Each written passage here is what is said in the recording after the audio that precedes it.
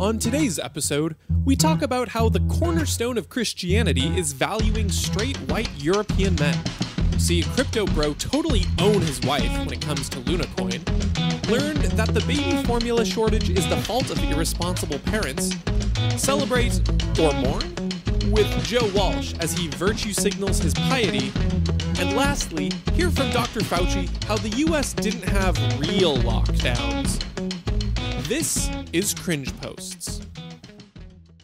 Hello, friends. Welcome to this episode of the Cringe Posts podcast. This is the show where we gather the cringiest political and cultural takes that we see in our social media feeds. We break down where they went wrong and try to have a laugh along the way.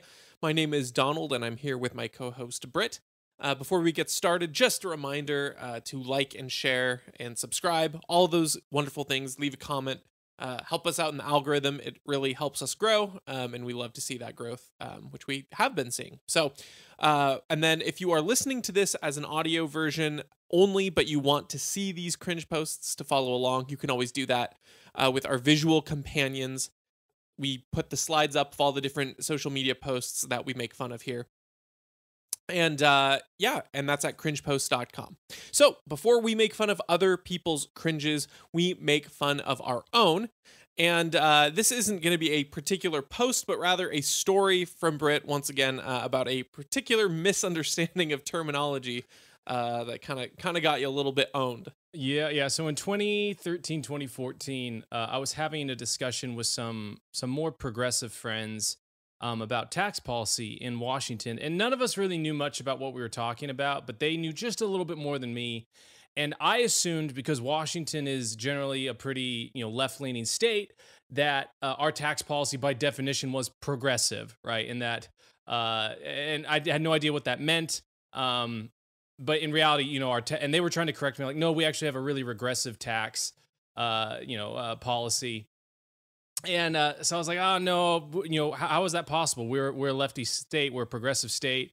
And they were kind of gracious with me in that I literally did not know what I didn't know in those moments. And then later they posted an article explaining what the definition of a progressive tax versus a regressive tax is.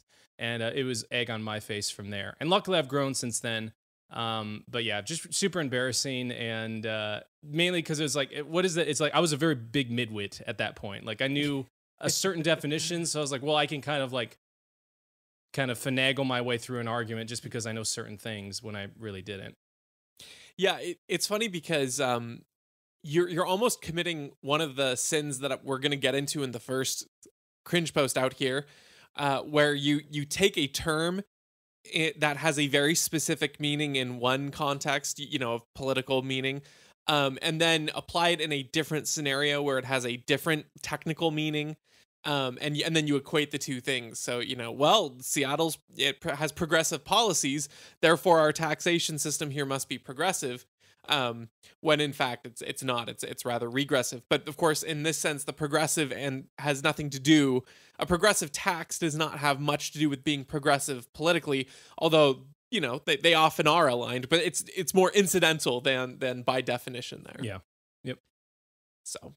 But yeah, we've all been there and been confidently wrong about things like that. So one of the better lessons you can learn in life is to maybe treat every conversation with a little bit of humility, and that's kind of what that's why we feature our own bad posts here on Cringe Posts. Exactly.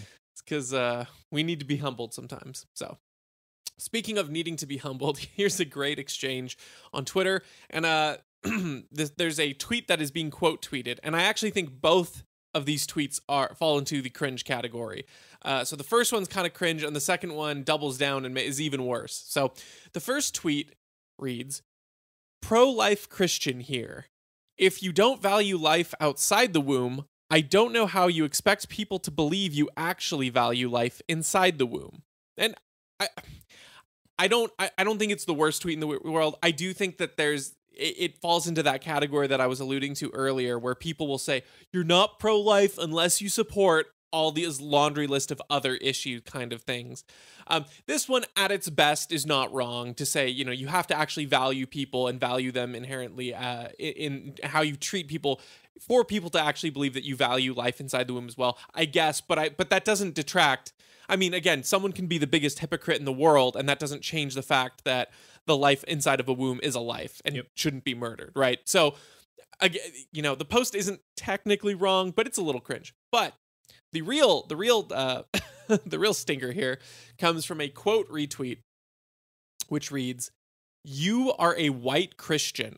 By definition, you value no life beyond straight white European Christian men. That is the absolute cornerstone and basis of your faith. You now expect us to believe this opportunistic pietistic posing."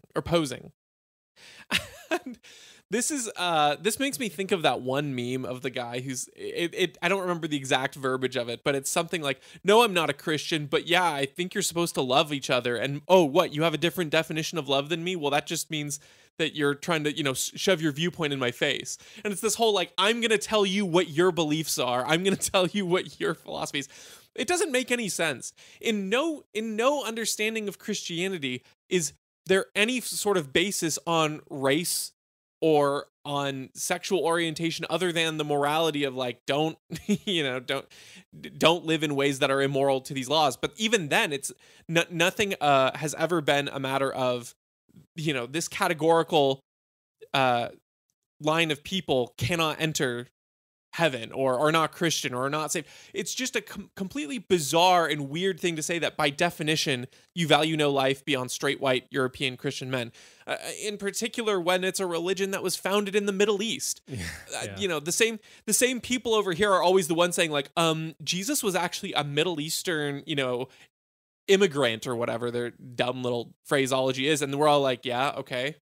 That doesn't change any, you know, that doesn't change any perception of what we had, like as if that somehow defeats what we think. But now this person's like reversing on that, saying like somehow Christianity is only supposed to be for the white European, which makes very, very little sense. Yeah, I think if I like reading between the lines, like, and I don't know what this person's like ethnicity is, or obviously they're on the left, and I'm assuming that they're probably basing this off of some of the concepts that you read about in like white books like White Fragility, Cornerstones of Critical Race Theory. And I guess if I was to take this position and make a better argument, it's not much better, but it's a little bit more logical, is that Christianity is like a construct from out of whiteness, and whiteness is you know, built up to push other races down and enshrine whiteness as, you know, the dominant power within any sort of hierarchy. And so things like being faithful to God, or, you know, remaining pure in marriage, or, you know, having monotheistic religion, or things like that, are all, you know, power structures meant to keep other people down and raise white people up. That's kind of like the whole construct that White Fragility has, which is all of the things that, you know, America views as good or responsible are just constructs made by white people to push black people down. And so I think that's kind of the point that this person's arguing from, which, because it's like you're saying, it's really bizarre. Like Christianity, if you've ever read the Bible, right, takes place in the Middle East. And the cornerstones of it are, hey, like there is neither Jew nor Greek nor slave nor free. Like all people now have the opportunity to be part of this faith and this religion, because Jesus died universally for everyone. That is the cornerstone of Christianity. Being a Christian literally means to be a little Christ, right? And so to be a little Christ is to also adhere to his teachings and the things that he voiced. And I think he was pretty clear in the New Testament about what he believed about all these things. You know, I highly doubt, maybe he didn't even see a white person during his life, potentially, right? That wasn't from the Middle East. So just a really weird thing. And I think it really it really kind of shows the full gamut of like the hate these type of people have for just anything that is good in a lot of ways, right? Like we universally used to believe that like, hey, being on time is good. You know, being a faithful husband is good. You know, being a virtuous person from the Christian standpoint was a good thing. And these things have now been turned upside down on their head, where they're almost looked at as, because you are white and a Christian, anything you do is actually evil and bad. And that's unfortunate. And I think you can see the deception being played out in real time with this tweet. It also just reeks of ignorance of Christianity's breadth and absolute global expanse. I mean, you think instantly of all of the explosion of the Christian church in Africa. You think of the historic church, the Orthodox churches, and Russian Orthodox, Latin Orthodox, Eastern Orthodox, all these different things that were, some partially a lot in Europe, but as well in the Middle East and in Asia. And again, the absolute wildfire of growth in Africa has been awesome and fantastic. And again, I like the quote by Saint Augustine, who says, "Never judge a philosophy by its abuse." And I think that the best argument that this kind of person can make relies upon taking the very worst expressions of maybe Western cultural Christianity and then extrapolating that, magnifying it to a ridiculous degree, and then saying that that is all of Christianity, and the very worst inconsistencies are what Christianity is. It's even in the last line where it says, "You expect us now to believe this opportunistic, pietistic posing." And it's like, I don't know. I mean, there is a lot of performative sort of false posting type things online, especially amongst Christians seeking approval from the culture. And so I sympathize a little bit there, but I don't sympathize when you are in the same way reducing an entire worldview down to the worst aspect that you can find, attributing the worst motives, and ignoring the vast amounts of information and experiences that are not that. It's very much pot calling the kettle black in a lot of ways. To say that, oh look, there's one person online here who's posing a little bit. Therefore, everyone who believes this thing is an awful person and is a white supremacist, and that's the basis of Christianity. I don't think that's I don't think that they're sending their best with this kind of tweet. Yeah. I'll put it that way. The last thing I'll say about this one is about the first tweet that this guy quote retweets. Is that these people a lot of times, like, it's an argumentative trick, which is they will say, well, you want to be pro-life, and you agree that you want to be pro-life outside the womb. Well, if you are pro-life outside the womb, that means you support these policies or this type of welfare or this type of this or that. And don't let them do that to you, right? Like that's a really dishonest tactic. Like, you're discussing, if you are arguing about, you don't want to tie up like arguing about a specific policy with the actual destination or end goal, right? If you're talking about the end goal, you need to argue about how you get to that end goal. If I want to talk about, hey, how do we reduce, poverty within the African American community, I might have different ways of doing that than you do, but at least we agree on where we're going. What these people try and do is say, hey, the only way to get to reducing, poverty in the African American community is by doing welfare. The only implementation and the only tool we can use is the state. And that is a dishonest way of arguing. And it doesn't actually conduct conversation to actually understand or explore truth. It's just a way for them to beat you over the head and say you're a bad person. So when you encounter people like that, I mean, you can try to shift maybe they're doing it unconsciously, right? Like, because everyone makes these arguments and they say, well, if you don't believe in gun control, that must mean you hate kids or something like that. And maybe you could try and shift their perspective and explain how that's a really dishonest way of having a discussion. And maybe if they're an honest person, they'll see it and they'll pivot. But if they're a dishonest person, they're not going to pivot. And they're not a person necessarily worth having a discussion with, because nothing is going to be, understood from there. It's just going to be who can hit each other over the head with the stick the hardest. And that's not a discussion worth having. Absolutely right. Okay. We are moving on to this next post, and this one is really fun.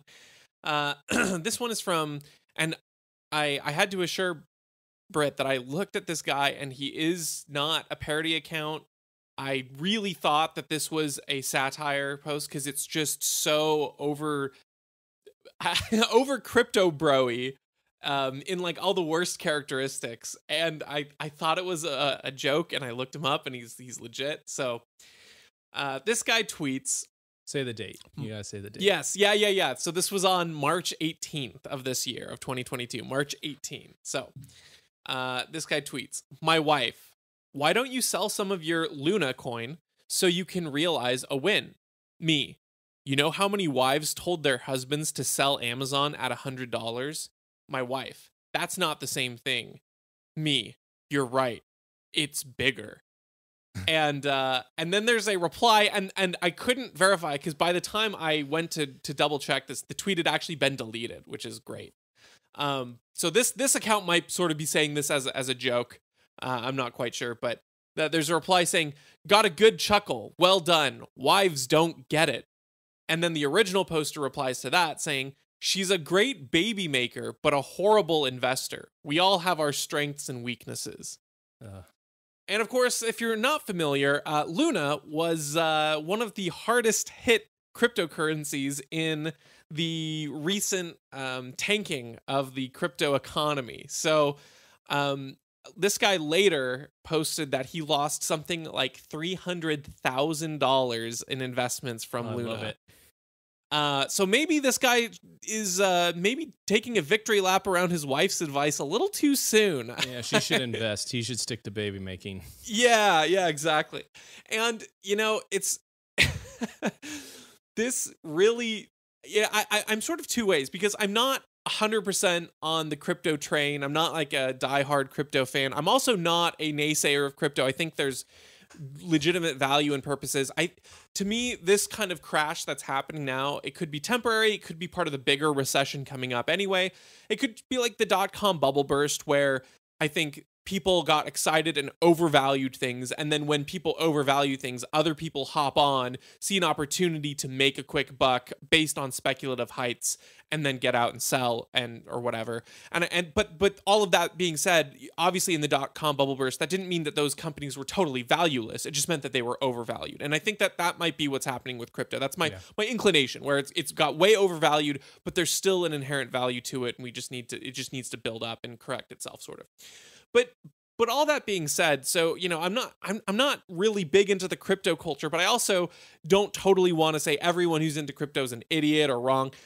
But this kind of personification where this dude is like, yeah, my wife is an idiot and she needs to not get in her nose in investing, is just very rich. Right on the heel, we're seeing it now right on the heels of this crash where her advice would have saved them a lot of money.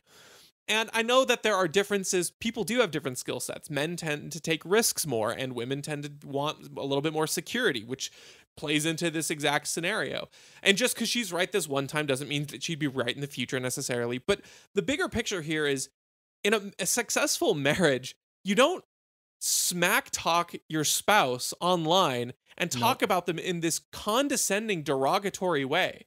A healthy marriage is, even if the husband is leading in that particular area, he's taking his wife's advice seriously. He's listening to her and he's valuing her input, not tweeting about like, she's just like one of those nagging idiots who would have sold Amazon at 100. What a loser. This to me, again, it seemed so fake, like it was parody because of how over the top it was. And I was appalled to find that this dude is legit. I had this, this reminded me of a professor I had in college. He's a fantastic investor. He was able to call the Enron crash, made a couple $1 million off of that, and then just fantastic. Had about 60 years of successful time in the market trading and made a lot of money. And the way he described marriage and investment decisions, he's like, look, the man is like a dog, just chomping at the bit, and the woman is the person with the leash. You need the dog when you got to chase something down, but you need the woman to make sure it doesn't get hit by a car, right? And that's, and I'm not saying that that's how it is in every single, relationship or anything like that, but like the point of marriage is partnership. It's you want to be partner with someone that has strengths in ways that you don't. And just in the general makeup of how men and women are different, men tend to be risk takers, women tend to be more steadfast and steady-minded. And we as men, like from my personal experience, right, that plays out in my marriage, and I'm very much chomping at the bit. I want to go do things, and my wife is very much like, "Hey, slow down. Let's think about this." And let me tell you, it has saved me a lot of pain, a lot of pain. And so, any guys or gals listening out there, marriage is a partnership, so make sure to treat it as such. And if this guy had just done a little bit better, and it also makes me think about, like, if this guy says this in public, imagine what he's saying to her in private. So, awful person, probably won't have a wife for much longer if he keeps it up like this, because it's not a partnership. On this topic of crypto, though, I'm kind of in the same boat as you in that, like, I think because of the Fed funds rate and how artificially low it's been for the past decade, it has driven speculative investment. And so things like Bitcoin and Monero, which have a lot of utility in them, I don't think are bought because of their utility. They're bought because of speculation. And this is evidenced by the fact that most people don't understand how they work, right? And if you ask someone, well, how does Bitcoin work? Or why is it important? Or what is the utility of it? They usually they confuse utility with, like, investment, and they'll say, well, I think Bitcoin's going to go to $1 million or $100,000 a coin. It's like, no, that's not what I asked you. I asked you why is Bitcoin valuable?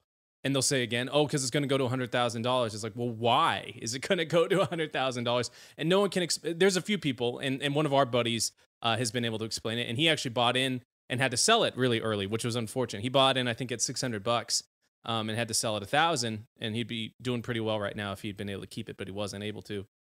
And so that's the whole thing about, like, these investments, and that's why I don't personally, like, I have a little bit of crypto in my portfolio, but I only have it as a way of as utility. I don't view it as an investment. I view it as, hey, if I wanted to buy something across the world, or maybe they drastically clamped down on the financial system and made it so I couldn't actually purchase things from one person or another, this is my way of doing that. It's a medium of exchange. I don't see it as an investment because at best you see it, right? Like Luna fell 99.9%.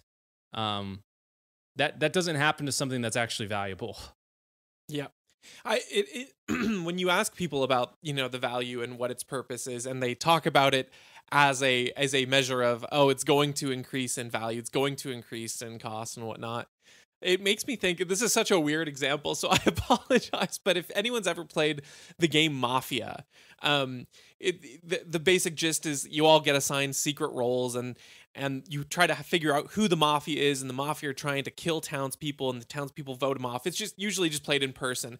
And the thing that makes me laugh is with that game, on the first night, there's nothing has really happened. One person gets killed in the night. No one else knows what happened.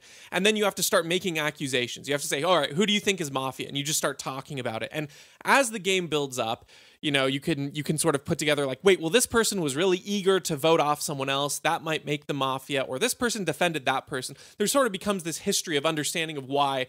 But when you start out that first night, there's basically nothing to go on. And people just kind of have to make up some reason to accuse some other person of who would or wouldn't be the bad guys in this game.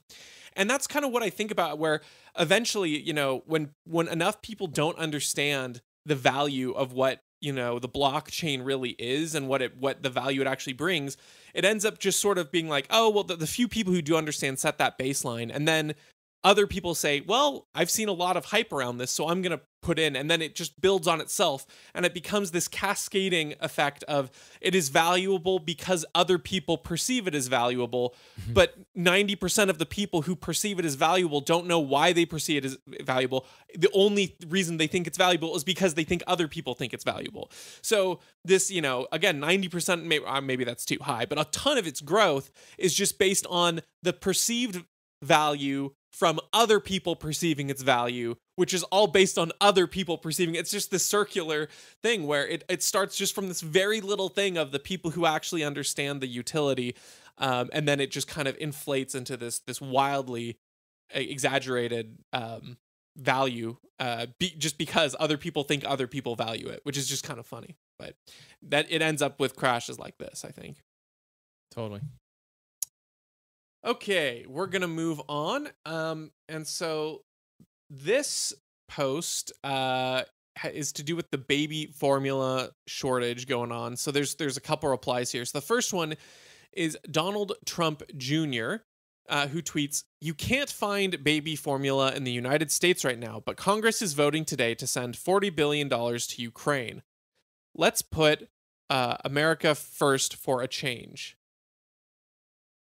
And then there is a reply that shows an Amazon listing of some baby formula. And this person replies, ... I could have this delivered to my door before the end of the day. And then there's some further down replies from there. And someone says, people who have to shop with WIC or other programs generally can't shop Prime. Over 40% of families in America currently cannot get the formula needed for their babies, per our local news in SATX. And then someone replied saying, maybe people shouldn't have babies unless they can afford it. Use protection and better judgment. And so there's a couple things on this that is interesting. The first is the person who talks about, I could have this delivered to my door before the end of the day. Okay, this person realizes that like Amazon shipping is not universal, right? And they also recognize that Amazon supplies are not infinite either. It's just really funny that there's this national shortage. It's not like this shortage is a as tenuous and incredible as, say, I don't know, the vaccine results from Pfizer or something like that. No, it's a pretty verified thing to go into a grocery store and see that they have a shortage of foods or baby formula. So it's just very weird to me that this person's like showing, like, well, in my one individual instance, I can order it, so therefore the shortage doesn't exist.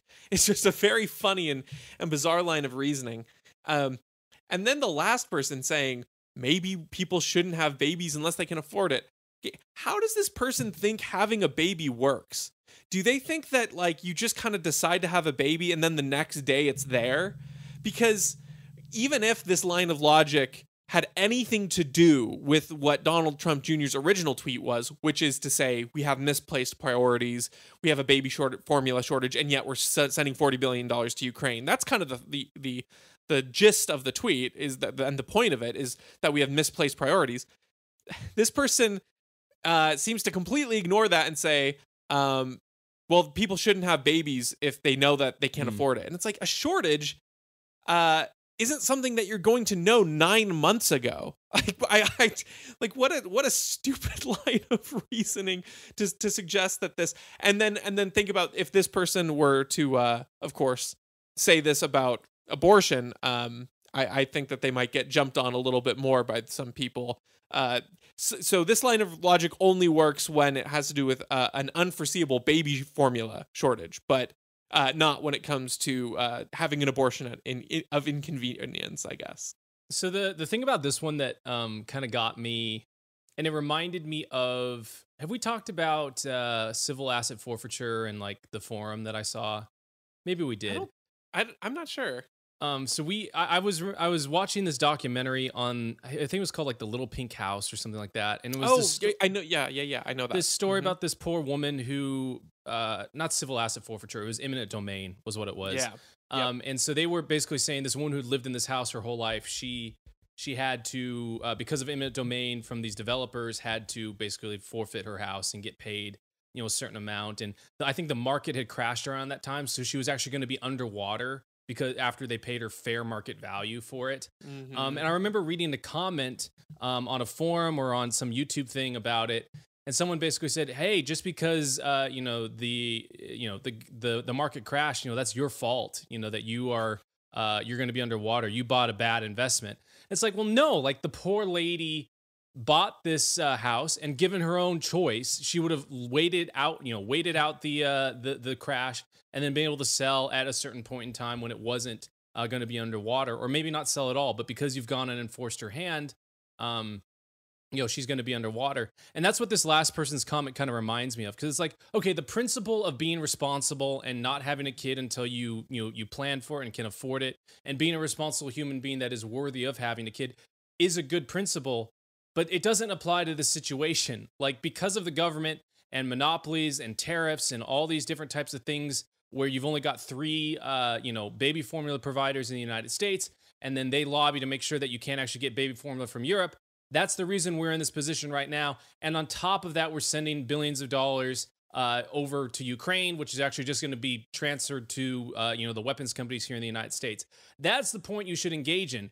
Plenty of people who are responsible and can't afford to have formula now can't even find formula, even though they have dollars to pay for it in certain places. And so that came off really like tone deaf, and like it's very like, even though I think they're maybe even conservative, it comes off very NPC like, because it's just like, well, personal responsibility applied to the situation. It's like, no, like that's the problem with the government, is that even if you are personally responsible and do everything right, the government with a snap of its fingers can come in and make all of that personal responsibility null just with a wave of its hand and its, and a decree. The other aspect of it, is that I think is interesting. I don't know if there's anything necessarily cringe related to this, but it's just the WIC programs, right? The reason there's only three primary baby formula makers in the United States is because of what the government does is they have these WIC programs, which is basically like, hey, we'll fund or subsidize baby formula for people that are don't have enough income or whatever to afford things, and unless you can get in with those those programs, you're not going to have any market share at all, because I think it makes up about 40% of all baby formula that's actually given out and sold. And so, ironically, like the intent of the government to help the needy has now actually made it way worse for those who are actually in need in the first place. That's exactly right. And even, looking at Donald Trump Jr.'s first tweet here, where he's talking, he's again, the point he's making more is about the misplaced priorities. And so the people who are kind of responding to what they want to talk about rather than to his specific point. That's kind of how these tweets are. But I do want to look back at Donald Trump Jr.'s point. And, and the thing is, it's, he's not necessarily saying that this $40 billion to Ukraine should instead go be spent on this baby formula crisis. He's not saying that.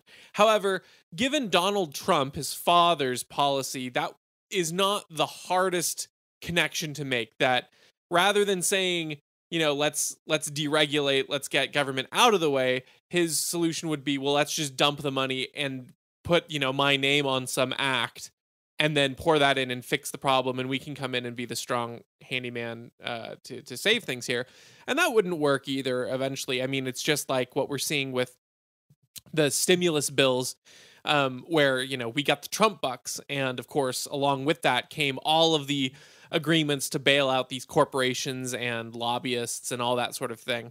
And so we ended up paying for it much worse. And I don't think that taxing people to the tune of 40 billion and then giving it back to them in the form of baby formula, to help this crisis would exactly fix the problem.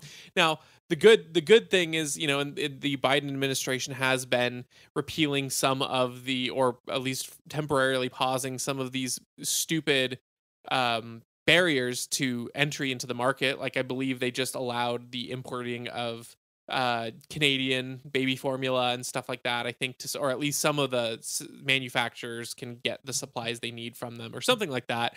And that of course begs the question, why are these policies in here in the first place? Exactly. They should stay permanently rolled back. But so at best, Donald Trump Jr.'s tweet here is, it's like, let's focus on those kinds of actions rather than passing, spending time, which maybe that's the commodity that I'm okay with the government maybe spending more time rolling back regulations and undoing things that they've done, and spend that on America first rather than Ukraine.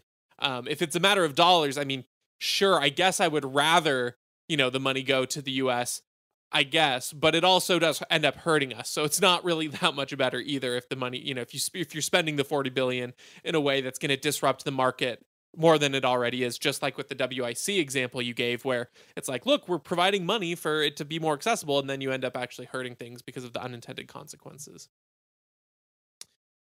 Okay, we'll move on to our next post, and this is our last post, but we do have a video after this, which I'm looking forward to. So, this one comes from our ever recurring guest, our favorite, good buddy, Joe Walsh, who tweets, I intend to drink a healthy amount of tequila tonight.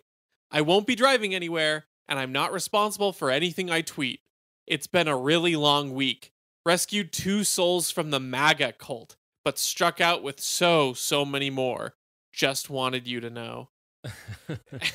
This, this, oh gosh, this is such a virtue signal of just like, look at what a hero I am, and I'm the suffering servant. I'm the, the martyr. Warrior. Yeah, exactly. He's going out and trying to save souls from the MAGA cult. Just at the end, the just wanted you to know. Okay, well, no one wants to know that. No, the only reason you're tweeting that out is because you want the vindication from other people that you're a good person and you're doing the right thing, and a big clap on the back.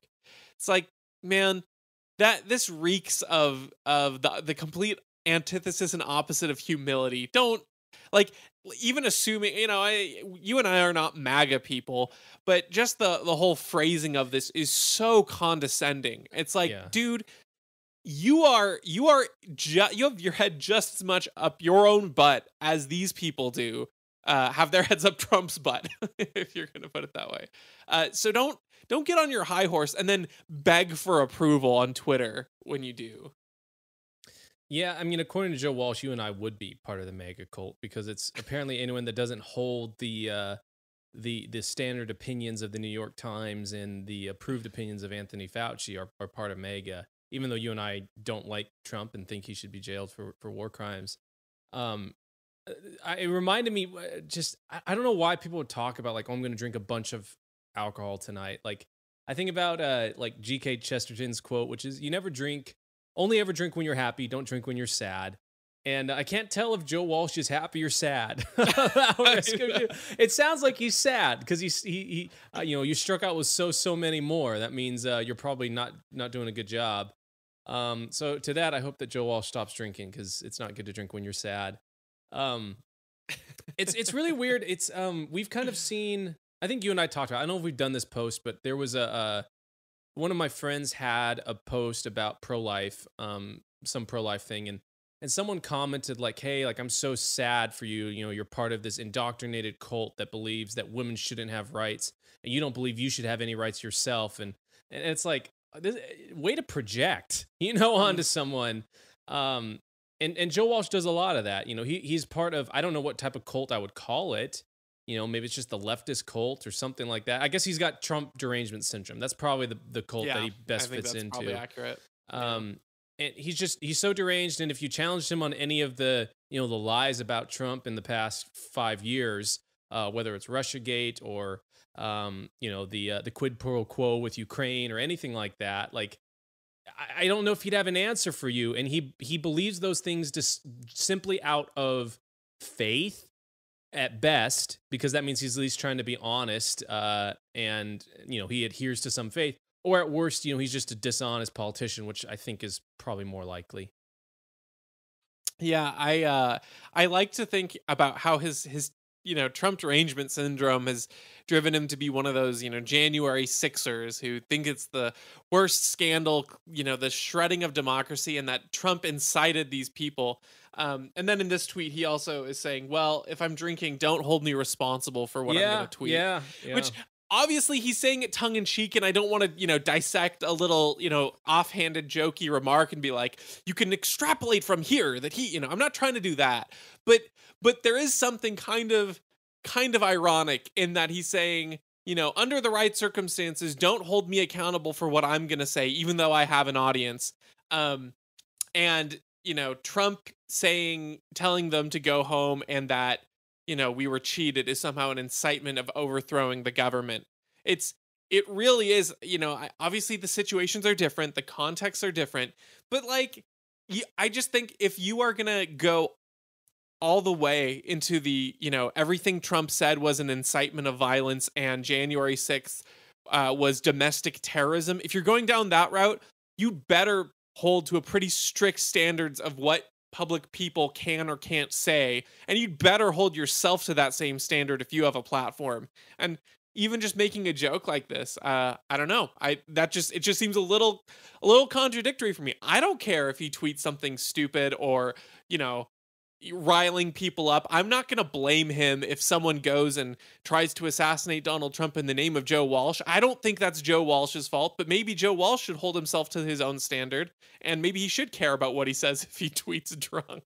I also like his caveat. I won't be driving anywhere. Like, it's almost that he's like, I want to make this joke, but I also want everyone to know I'm responsible. It's like, dude, just make the joke or don't make it. Like, you don't need to make sure your butt is always covered. Like, what a politician-y thing to say, you know? Oh, well, I won't be driving anywhere, you know? It's like, oh yeah, I'm gonna go out tonight. I won't be getting into any trouble either. You know, it's like, oh, like what a boring. Well, I mean, you know, he doesn't think Elon Musk is interesting, but I sure as heck don't think Joe Walsh is interesting. well, here's the thing. He's saying I'm gonna be responsible and I won't drive, but I won't be responsible for what I tweet.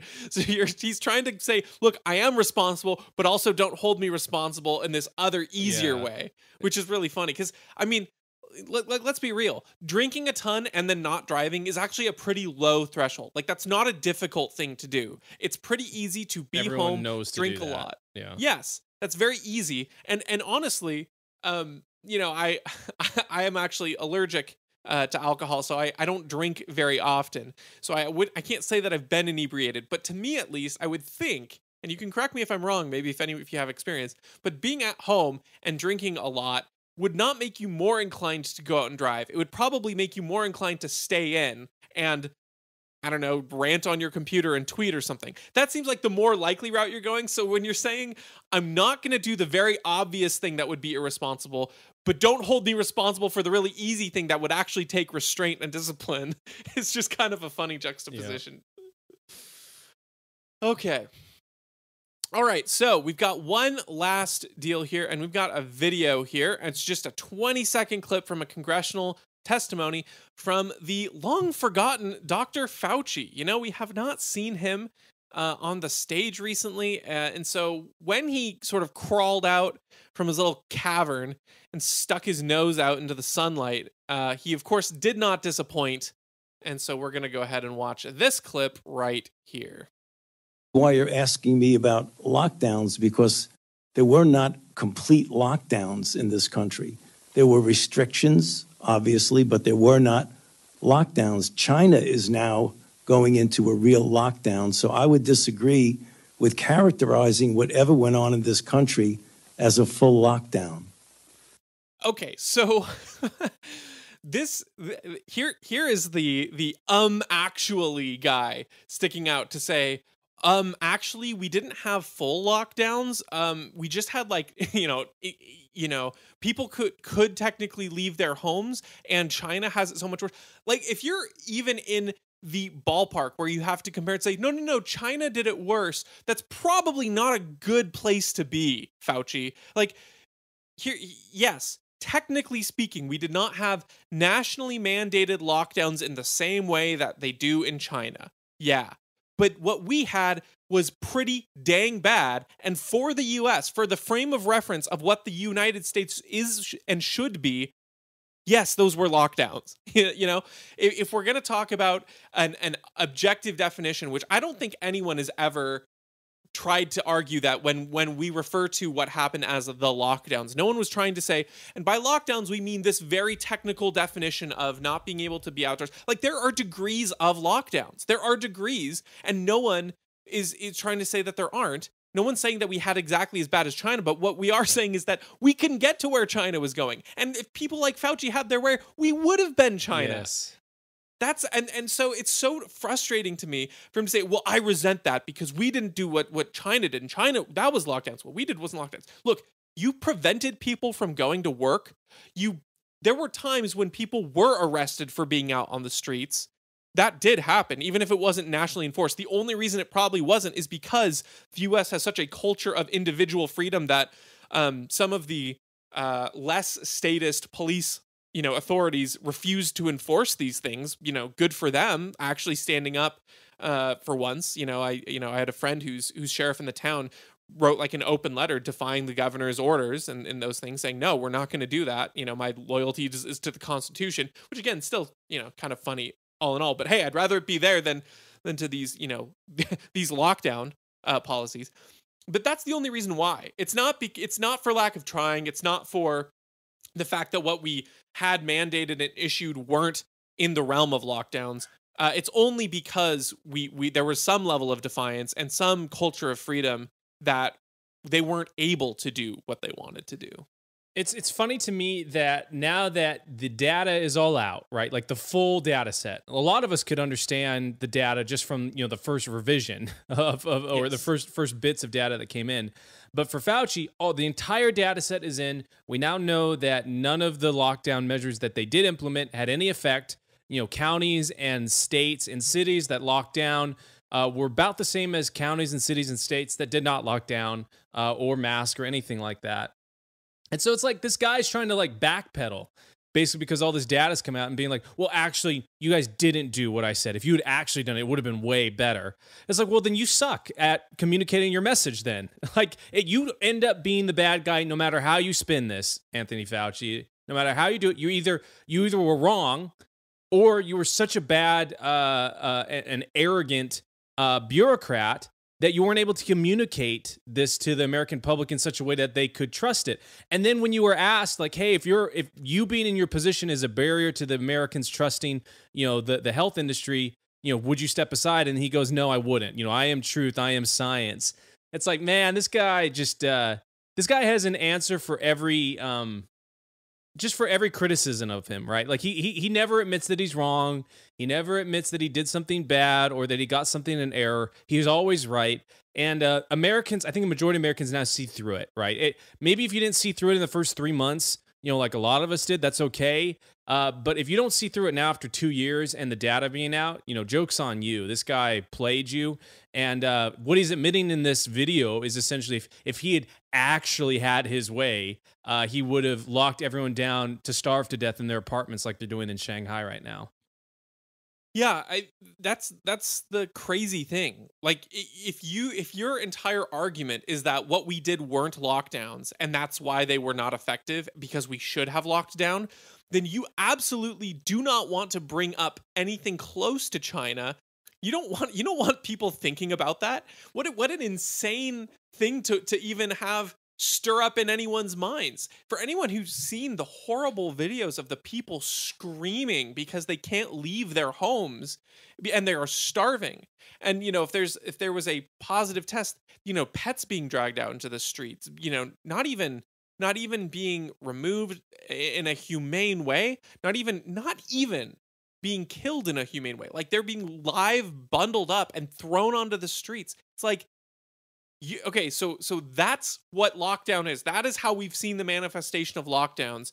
And now you're telling us that what the United States did, that wasn't lockdowns. What we needed to do was what China did. I mean, goodness, dude.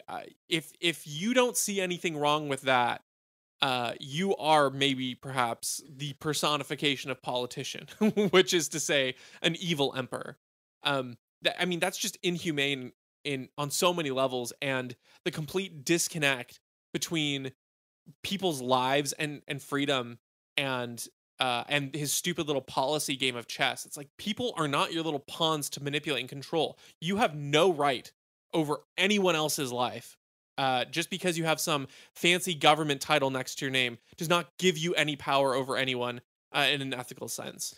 But the power's gone to his head. Yeah, my one of my favorite internet things now is that there's actually videos out there of Fauci debating Fauci because things that he said at the beginning, things that he said in the middle, things that he said near the end of this whole debacle in the past 2 years, they all contradict each other because he's been wrong at literally every single turn. He has been wrong, and any statement he gave on CNN or before a congressional hearing.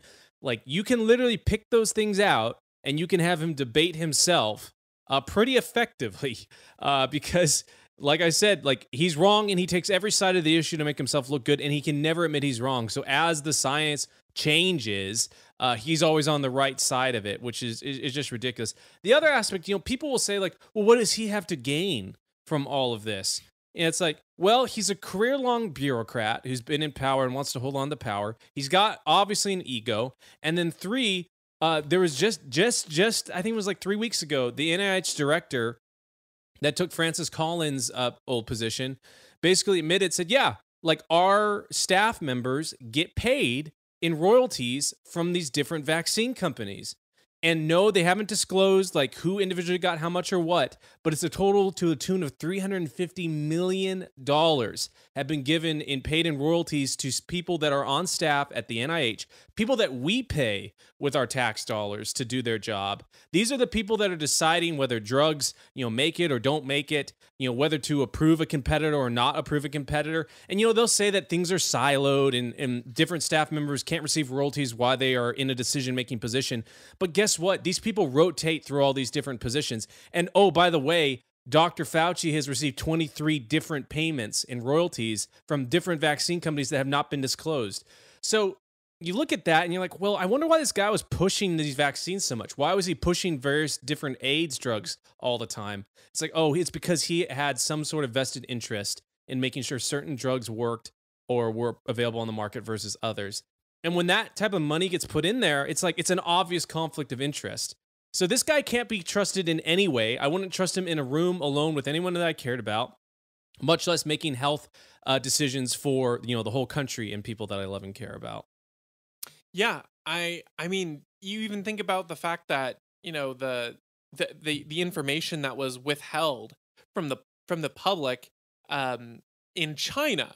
Like, you think about the incentives there, where they knew about this coronavirus being out, but it was the biggest festival of the year, a very big economic driver for the government. And so they didn't announce this, even though they had, a positive test. And they knew that this thing was out there because there was the government knew that there would be big impacts if they said something. And then it came to the States, and government officials here, I can't remember if it was there was some email that showed, I can't remember if it was the FDA or maybe it was some other organization that knew about the COVID-19 data set of the sequence or of whatnot before it was announced or whatever. But they kept it because they didn't want any ties to come back to them. And then of course all of the emails that don't definitively prove Fauci's connection but show super strong links with Fauci and the Wuhan Institute of Virology of coronaviruses, and all these things, and then the absolute gaslighting that he did, saying how it was from animals, and if you suggested it was a lab leak, you were an evil person. It's like, you can start to see that even if there isn't definitive proof, it's becoming more and more a Jeffrey Epstein didn't kill himself kind of situation, where there's so many dominoes that are falling, and it's to say, what does Fauci have to gain? Well, he has a lot to gain if you think about it from a what could he have to, it's hard to definitively prove certain things when there's so many levels of secrecy and bureaucracy between it. But what could he have to gain? Well, he could have his own reputation to save because of the very fact that we probably funded this, gain of function research that we were not really supposed to be funding. And then he would lose his job, he would lose his position and all that kind of thing. So, and again, think about the, in particular with the lab leak theory, how demonized people were for even suggesting that it was an option, not even saying that it was the option, but saying it was an option. And you think about that, and it's like, wow, if he's being so defensive and so aggressive in hunting these people down until it was irrefutable, then maybe the reason he's doing that so aggressively is because he does have something to hide. And you need to think less about what could he have to hide and to think, why would he be so vindictive and vilifying of people who are suggesting possibilities, not even blaming him, just saying, is it possible? That, I think, is the bigger perspective that you need to take in this situation, because ultimately, it's becoming more and more possible for these kinds of secrets and data to get out thanks to the internet and the decentralization of people and anonymity granted, which is awesome. But ultimately, the government is still a big, massive organization that can commit large scale cover-ups. So you can't rely on all of that coming out to just sort of believe blindly. You need to use some of your own rationale and logic. And that doesn't mean going into conspiracy theory data, but it does mean looking at the data yourself and then making connections and thinking maybe there's more to the picture than they're admitting. Absolutely. Okay, well, that is our show for this time. So thank you so much for being with us. As always, we would love it if you would leave a comment with any thoughts you have or any takes that you found of ours that were cringe. Share if you're enjoying and subscribe, all that good stuff. And we will catch you on the next one.